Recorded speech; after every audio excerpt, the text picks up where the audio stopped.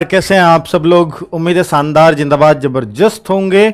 बच्चों बहुत अच्छी बात तो ये हुई है 39,481 पद आए हैं जो एसएससी जीडी में एक साथ शुरुआत में इतने पद शायद बहुत समय बाद देखने को मिले हैं। मैं कहूँगा कि ये पद अगर कहूँ तो 2018-19 में इतने पद एक साथ शुरुआत में देखने को मिले थे, जो कि एक बड़ी संख्या होती है। हालांकि कुछ वैकेंसीज में बाद में पद बढ़ा के 50,000 से भी ज़्यादा हुए हैं। पिछली बार भी 46,000 पद थे, पर ये बढ़ के हुए हैं। वरना ये वैकेंसी जो आ रही थी 23, 24, 25,000 के आसपास शुरुआत में देते थे, फिर इन्हें बढ़ा करके वहां ले जाते थे। अब आप देखो कि 39,481 अगर अभी आ गए हैं तो जाहिर सी बात है, हो सकता है कुछ डिपार्टमेंट से अभी अपडेशन बाद में भी हो, तो फिर ये बाद में भी बढ़े, ये भी चांसेस हैं। तो अभी अगर शुरुआती फेज में अगर आपको 40,000 के आसपास पद मिल गए हैं तो ये बहुत बड़ी खुशखबरी है उन बच्चों की जो एसएससी जीडी में अपना भविष्य तराश रहे हैं। तो बच्चे, अगर हम बोलें कि भाई इसके बारे में दूसरी जो थोड़ा सा दुख होगा उन बच्चों, इसमें एज मांगी गई है वो थोड़ी शॉकिंग है। एज ये सोचिए कि 4 महीने बाद की एज रखी गई है, अर्थात कट ऑफ डेट इन्होंने 1/1/2025 रखी है।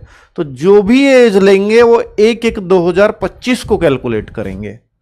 अब अगर हम देखें कि बच्चे ये आपका नोटिस है जो आया है, तो इसमें है 5 सितंबर यानी शिक्षक दिवस के दिन ये फॉर्म दिए हैं। और भाई शिक्षक दिवस के दिन दिए हैं तो इन वैकेंसी है ना, तो शिक्षक वरना पीछे पड़ते इनके। तो 5 सितंबर और 14 अक्टूबर इसकी लास्ट डेट है। तो 14 अक्टूबर यानी फॉर्म भरने के लिए एसएससी जीडी में बहुत समय मिलता है। और जब शुरुआत में एक नुकसान है कि शुरुआत में जब वैकेंसीज ज्यादा होती हैं तो हमेशा ये देखा गया है एसएससी जीडी में फॉर्म बहुत भर के आते हैं अगर शुरुआत में वैकेंसीज आ जाती है, क्योंकि हर 10th पास करने वाले बच्चे को लगता है कि मेरा भी हो जाएगा।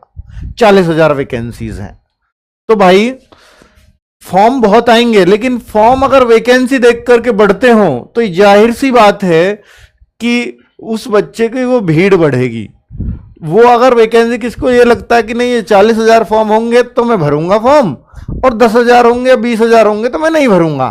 तो सोचिए ना फिर कौन सा बच्चा बढ़ रहा होगा फॉर्म भरने में कि जिसको तैयारी नहीं करनी है। और सोचो 1.5 लाख अगर वैकेंसी आएंगी मैं तब भरूंगा फॉर्म, तो किस तरह का बच्चा होता होगा। तो ऐसा एक होता है बच्चों, आप इस भीड़ से देख करके कभी मत घबराया करो कितने फॉर्म है। पर मैं ये बोलूंगा कि अगर कंपटीशन होता है तो वो 2-3 लाख बच्चों के बीच ही होता है हमेशा।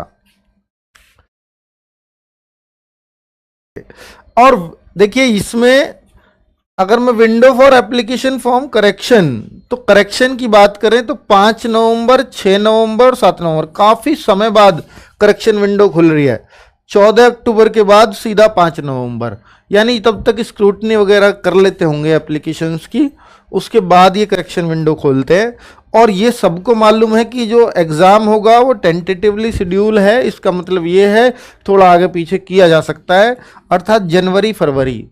और जो एसएससी का रिकॉर्ड चल रहा है वो ऐसे कर रहे हैं कि भैया जनवरी में भी शुरू में ही कर देते हैं, 1 जनवरी से भी शुरू हो जाए, इस बात में भी कोई संदेह मत करना, ठीक है।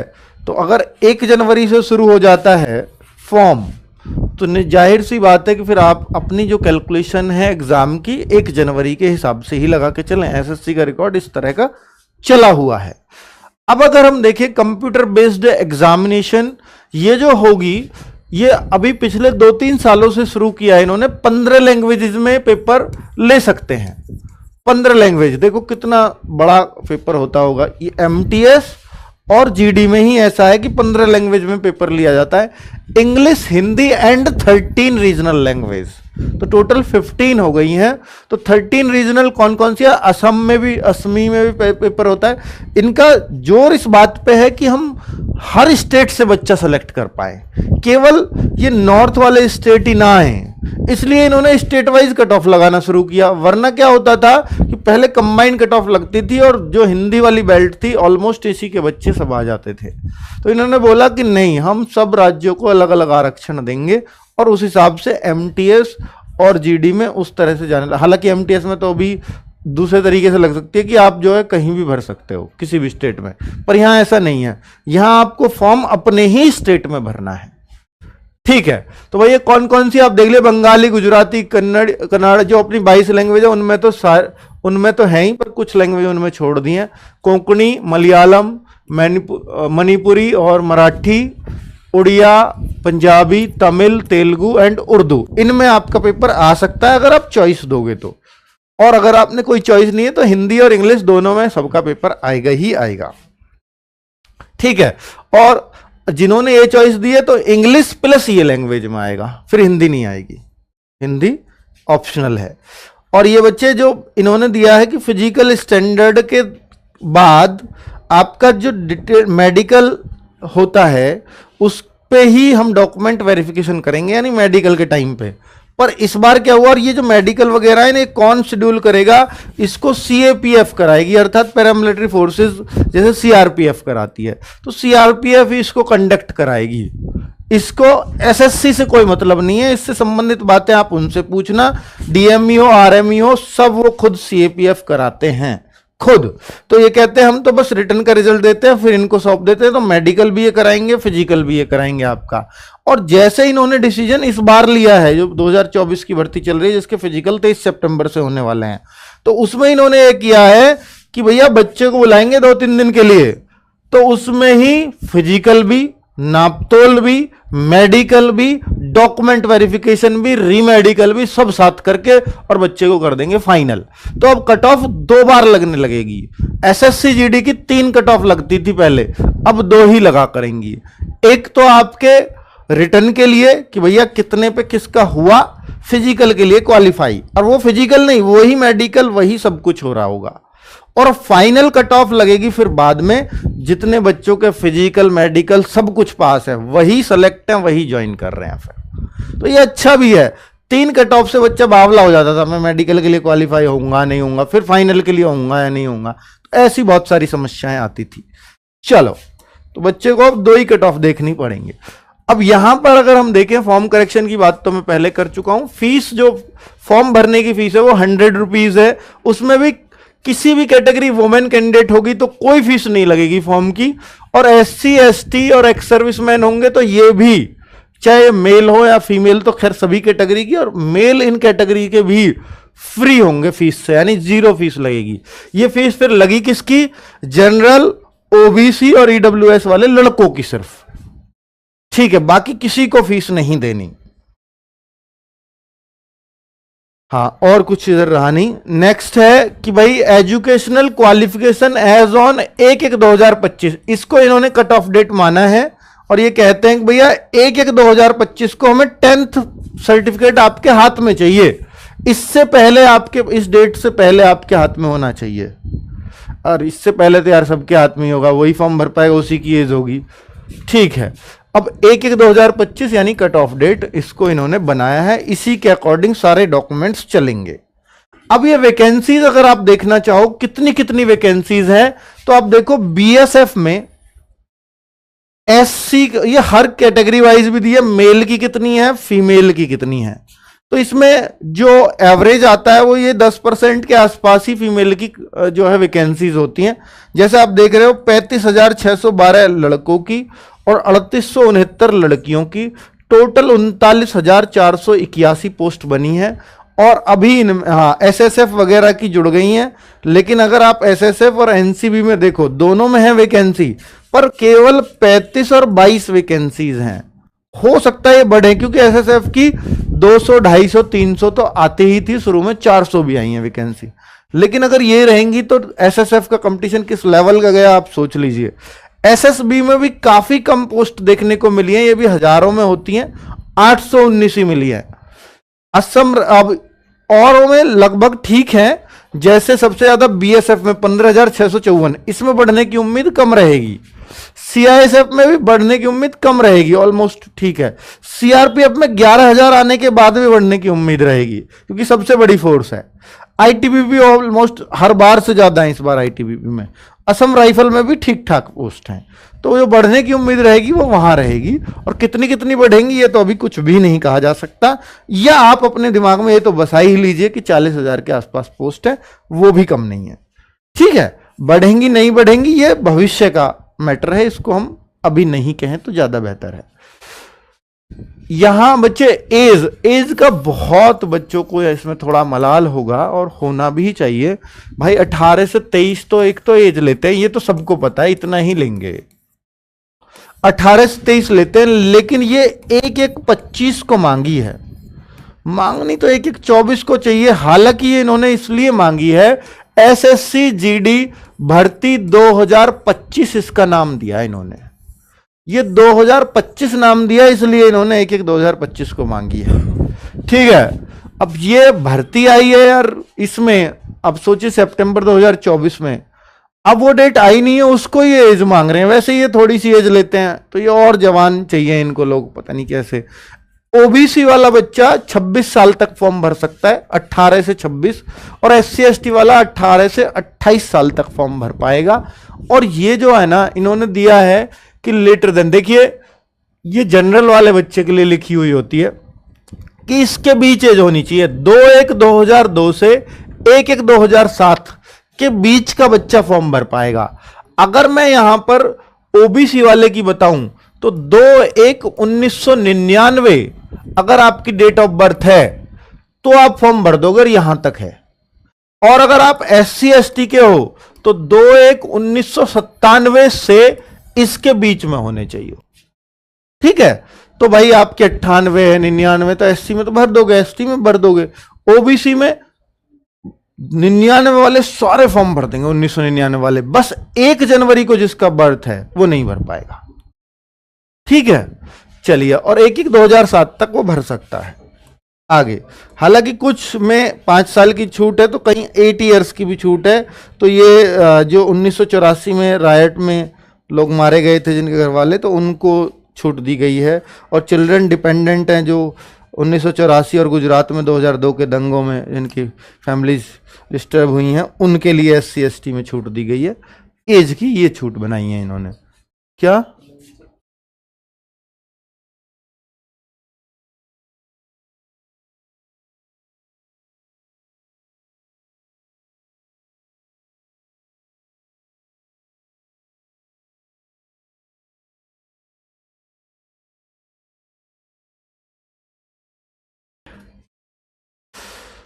चलो बच्चों, तो कुल मिलाकर के अगर हम देखें तो यहां पर ओबीसी, SC और ST और डोमिसाइल, ये सर्टिफिकेट्स,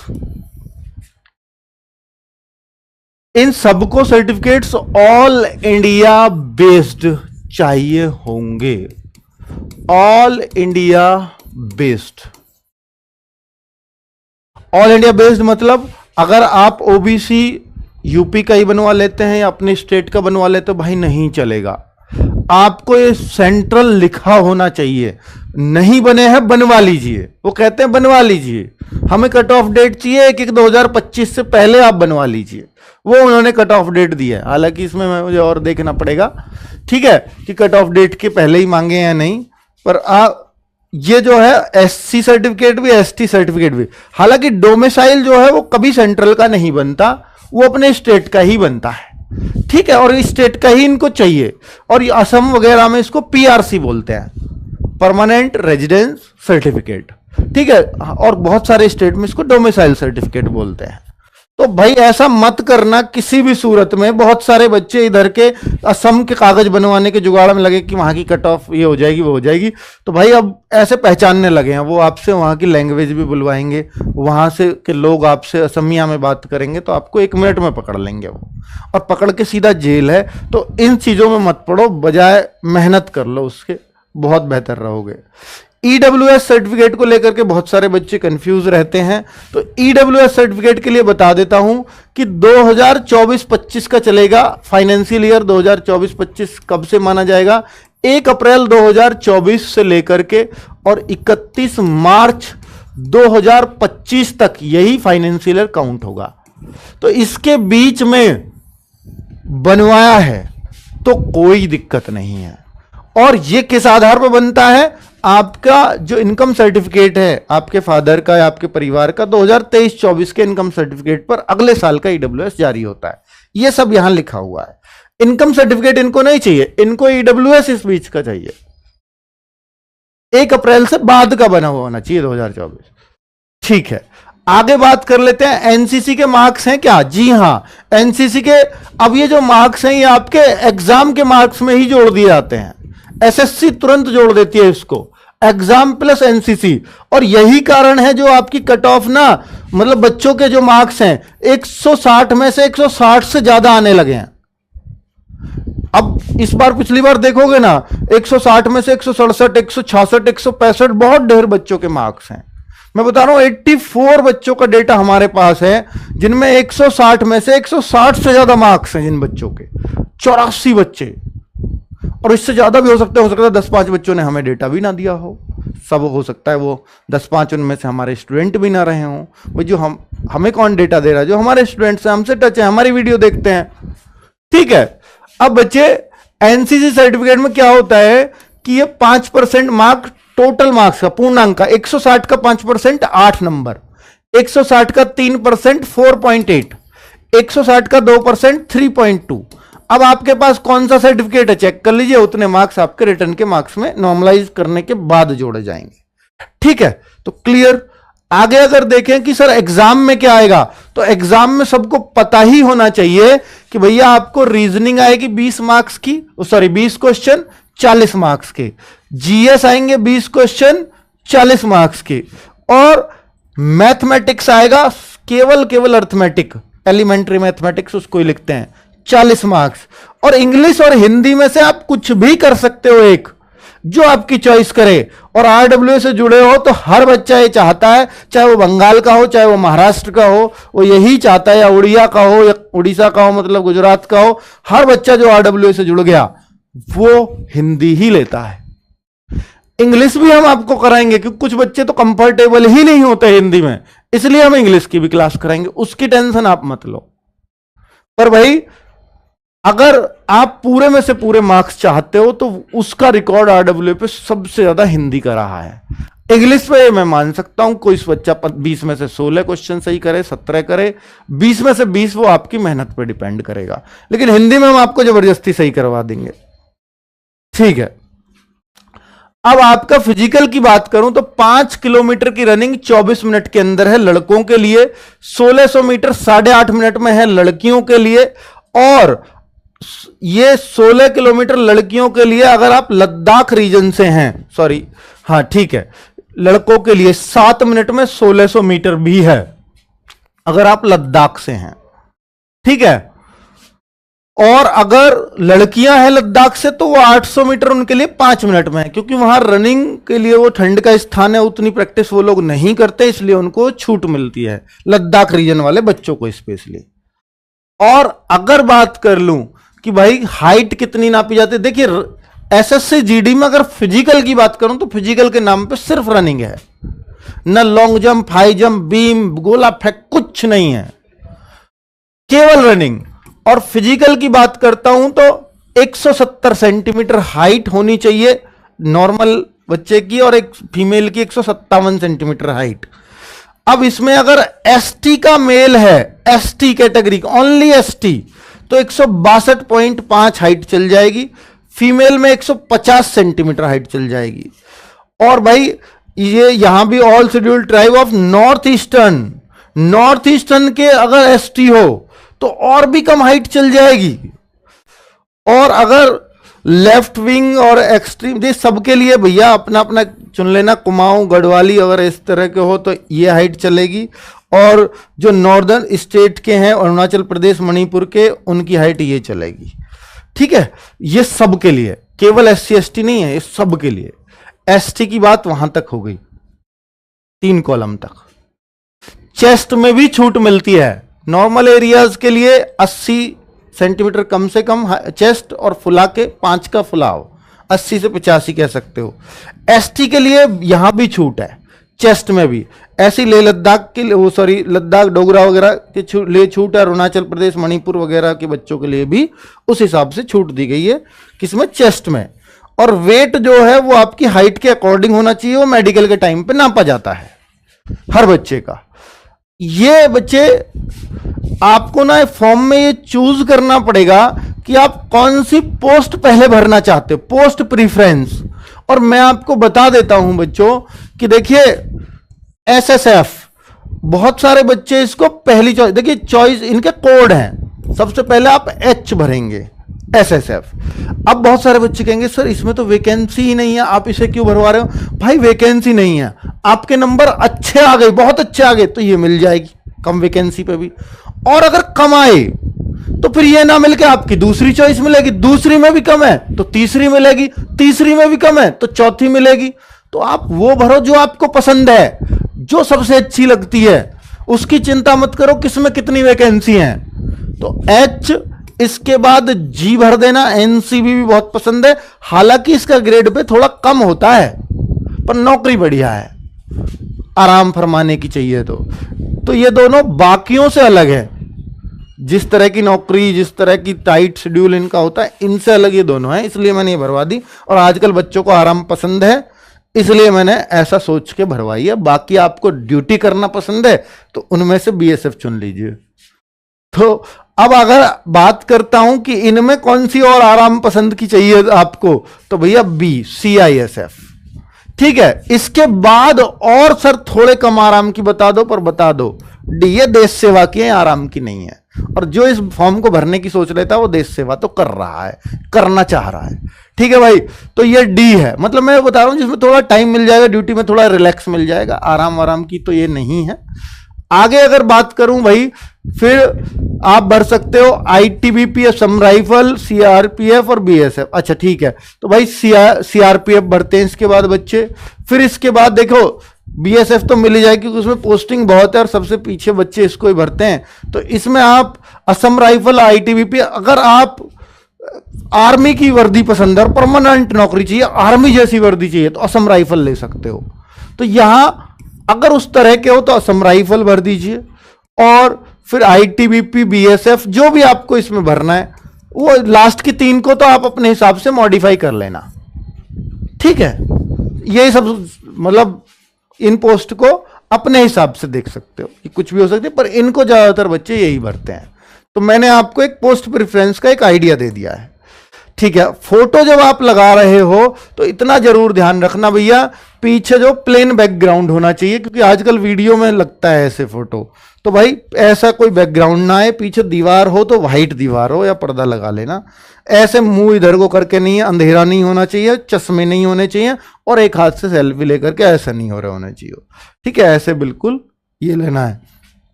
तो इस तरीके से फोटो का देखें। अब बात आती है एसएससी जीडी के लिए। आप सब लोग जानते हो भाई, इंडिया के कोने कोने से, चाहे इस कोने उत्तर से दक्षिण तक चले जाओ या भैया पूरब से पश्चिम चले जाओ, हर कोई बच्चा अगर जहां भी एसएससी जीडी का नाम आ गया तो रोजगार विद अंकित सबसे ऊपर आपको मिलेगा। और उस लेवल की तैयारी भी कराई है, उस तरह का डेडिकेशन भी यहाँ टीचर्स ने दिखाया है। ये नाम ऐसे ही नहीं कमाया है, बहुत 25-25 हज़ार वैकेंसीज में 16-16 हज़ार बच्चों का सिलेक्शंस दिए हैं जब इतने होते। तो भाई अगर आप एसएससी जीडी के लिए आरडब्ल्यूए प्लेटफॉर्म पे हो तो मेरा विश्वास करो, इससे बेस्ट प्लेटफॉर्म आपके लिए कुछ नहीं हो सकता। और बच्चों अब बात आती है कि सर बैच, तो बैच अवसर 2.0, अवसर बैच हम लोग ऑलमोस्ट कंप्लीट करा चुके हैं। अब अवसर 2.0 बैच, जिन बच्चों के पास अवसर बैच था सबको फ्री दूंगा, ये मैंने बोला था उस टाइम पे, और आज कह रहा हूं, अपना वादा निभा रहा हूं। अवसर 2.0 उन बच्चों को खरीदने की आवश्यकता बिल्कुल नहीं है जिन्होंने अवसर बैच खरीद लिया, हमारी ये पॉलिसी भी नहीं है। हम चाहते हैं कि अगर एग्जाम नहीं हुआ और उसका दूसरा बैच आया तो आपको दूसरा बैच फ्री देंगे। और अब तो पिछली बार से ये और फायदा कर दिया है कि जो 2.0 बैच लेंगे, अगर वो रिकॉर्डेड फॉर्म में अपना कोर्स कवर तेजी से करना चाहते हैं तो उनको 1.0 भी फ्री मिलेगा। यानी अगर आप इस बैच में भी रजिस्ट्रेशन करोगे तो पहला भी आपको फ्री मिल जाएगा। और वो उस बैच की फीस भी यही थी। ऐसा नहीं है कि भाई हाँ थोड़ा समय बढ़ता है, महंगाई बढ़ रही है, गवर्नमेंट भी महंगाई भत्ता देती है तो हम ये रेट 4 साल पहले 3 साल पहले जब भर्ती आती थी तब भी यही थे और आज भी वही है। 799 20% ऑफ GD20 कूपन कोड आप यूज कर सकते हो। ठीक है, अब बात आती है, अब बहुत सारे बच्चे अब ये कैसे खरीदें। 5 सितंबर यानी अभी से खरीद सकते हो। 16 सितंबर से इसमें क्लासेस स्टार्ट हो जाएंगी, 16 तारीख से। कैसे परचेज करें। अब टीचर्स डे के लिए बहुत सारे बच्चे कह रहे हैं सर आज तो टीचर्स डे है, कुछ हो जाए। तो मैं चलो अभी देखता हूं क्या हो सकता है। तो भाई पेड जो मतलब इसमें जाना है, रोजगार विधंकित एप्लीकेशन में आप लॉगिन कर लीजिएगा। शुरू में ही फ्रंट पे ही दिख जाएगा, उस पर क्लिक कर दीजिए। बाई नाउ पे जाओगे, अप्लाई कूपन करोगे क्योंकि वरना 799 पे हो जाएगा पे ऑनलाइन कर दिया तो इस पे क्लिक करना है। यहां GD20 लिखिए और आपका पे ऑनलाइन हो जाएगा। ये GD20। अब मैं टीचर्स डे पे आता हूं। टीचर्स डे है चूंकि आज, और आज ही ये भर्ती आई है, तो मुझे अगर मैंने कुछ नहीं किया तो शायद मुझे ऐसा लगेगा कि मैंने बच्चों को उस वजह से कोई गिफ्ट नहीं। अगर ये भर्ती कल आती तो मेरा थोड़ा नुकसान होने से बच जाता। ठीक है, पर अब ये मैं आपको इतना कर देता हूं कि भाई आप जो है टीचर ही इसकी जगह